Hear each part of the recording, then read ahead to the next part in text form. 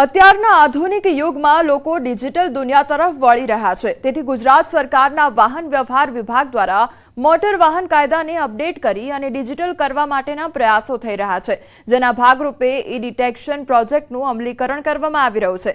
રાજ્ય અને કેન્દ્ર સરકાર હસ્તકના હાઈવે પર ચાલતા ટોલ પ્લાઝા પર પણ ઈ ડિટેક્શન સિસ્ટમ ગોઠવી આ પ્રોજેક્ટનું અમલીકરણ કરવામાં આવી રહ્યું છે।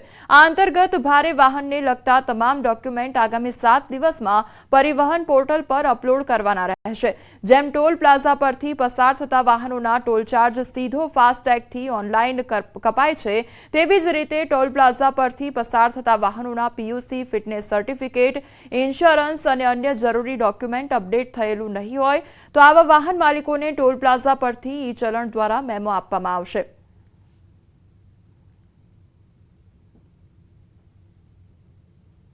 ડ્રાઈવરોને તો ઘણી સુવિધા મળશે એનું કારણ છે કે એને ભૂલથી રહી ગયું હોય અને ચલાણ ભરાઈ જાય અને અમારી ગાડીનું કદાચ પીયુસી ન હોય અને એક્સિડન્ટ થાય તો એને જે ઇન્સ્યોરન્સ નથી મળતા એની કદાચ આમાં જોગવાઈ આવી જશે તો એ ફાયદો થશે, કારણ કે પીયુસી વગર એક્સિડન્ટ થાય તો એને ઇન્સ્યોરન્સ પાકતું નથી।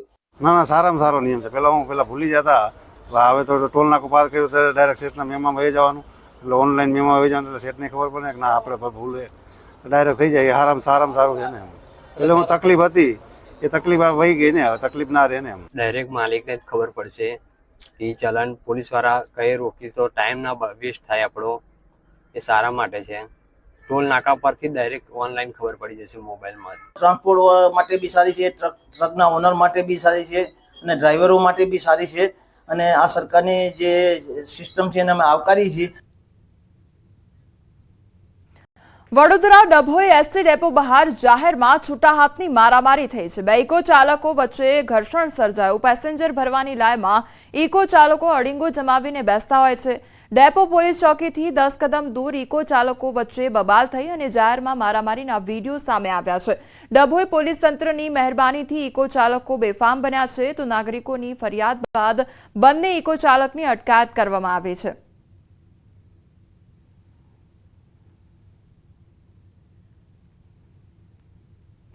રાજકોટમાં રાજકુમાર જાટના મોત મામલે ખુલાસો થયો છે। મૃતક રાજકુમાર જાટનો ફોરેન્સિક રિપોર્ટ સામે આવ્યો છે।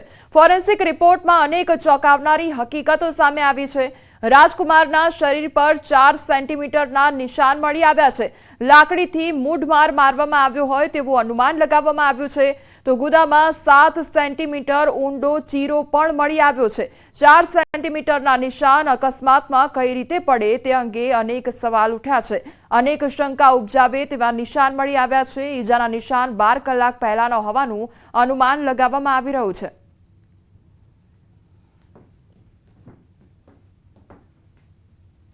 સમાચારોમાં આગળ વધીએ તે પહેલા રોકાઈશું એક બ્રેક માટે।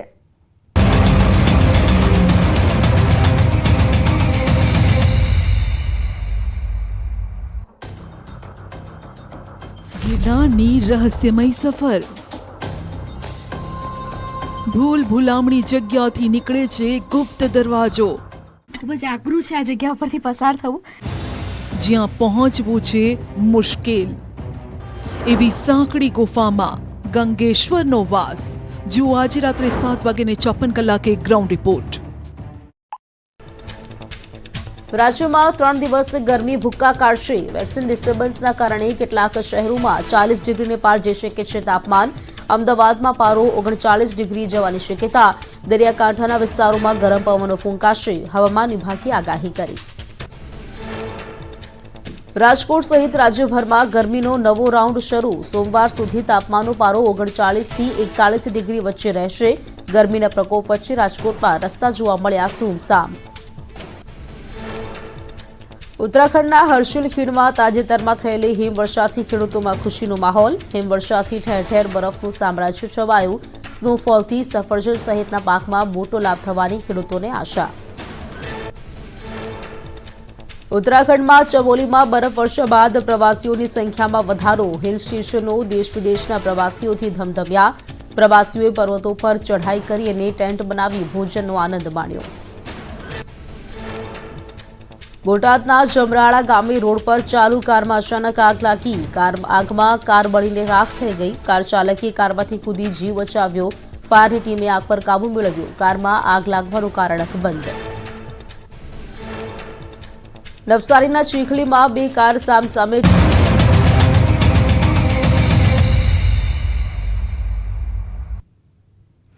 બ્રેક બાદ આપનું સ્વાગત છે અને સમાચારો પર નજર કરીએ તો ગોંડલમાં ક્ષત્રિય અને પાટીદાર સમાજ વચ્ચે થયેલા અણબનાવ મુદ્દે આજે પાટીદાર અને ક્ષત્રિય સમાજના અગ્રણીઓ એકઠા થયા છે. બંને સમાજ દ્વારા સહમતિ તેમજ કોઈપણ પ્રકારના મતભેદ વગર સમાધાન કરી લેવામાં આવ્યું છે. સાથે વિરોધીઓ પર આકરા પ્રહાર પણ કરવામાં આવ્યા હતા. ગોંડલને લઈ વિવાદ વચ્ચે મોટા સમાચાર સામે આવ્યા છે. ક્ષત્રિય અને પાટીદાર આગેવાનોનો હોંકાર સામે આવ્યો છે. છેલ્લા કેટલાક દિવસથી આવી રહેલા નિવેદનો પર પ્રહાર કરવામાં આવ્યા છે. જયરાજસિંહ, ગણેશ ગોંડલ, અલ્પેશ ઢોલરિયાના જે પ્રહાર કરવામાં આવ્યા હતા. પાટીદાર, ક્ષત્રિય સહિત બધા સમાજ એકજૂથ હોવાનો સંદેશ આપવામાં આવ્યો છે. ગોંડલને બદનામ કરવાના પ્રયાસ થઈ રહ્યા છે તેવું કહેવામાં આવ્યું છે. ગોંડલને મિર્ઝાપુર ગણાવનારા ટપોરીઓ છે તેવી વાત પણ ગણેશ ગોંડલ દ્વારા કરવામાં આવી છે. ગોંડલ સર ભગવતસિંહજીનું છે તેવી પણ વાત કરવામાં આવી છે. તો પાટીદાર ક્ષત્રિયો ટીમ ગોંડલ તરીકે કામ કરે છે. પાટીદાર વિરુદ્ધ ક્ષત્રિય કરવાના ઈરાદા પાર નહીં પડે અને તમામ સમાજે એકતા દર્શાવી છે તેવી વાત પણ કરી છે.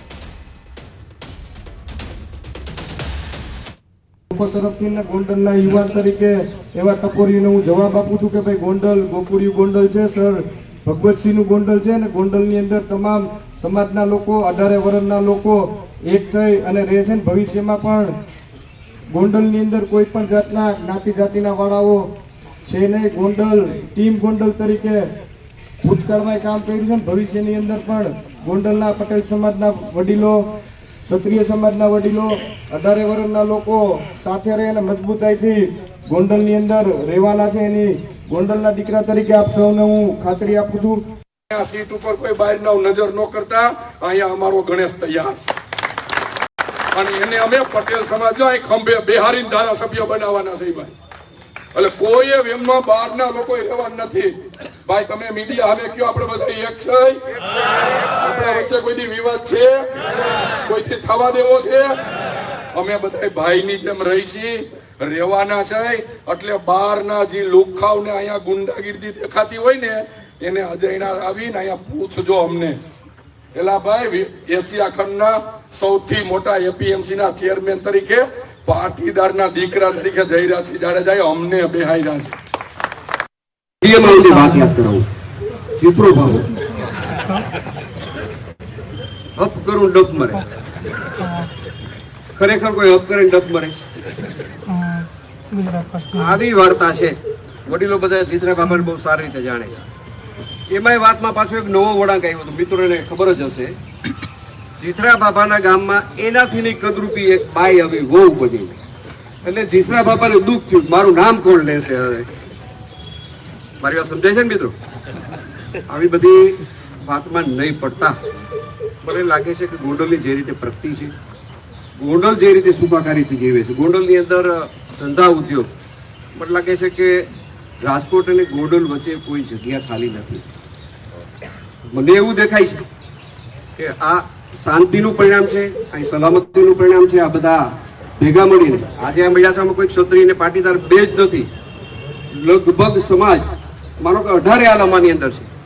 બધાએ પોઝિટિવ આ વાતની દિશા લીધી છે. બધાએ બંને પક્ષને સમજાવ્યા છે. બંને પક્ષે પણ આ વાતને સાચી રીતે સ્વીકારી છે.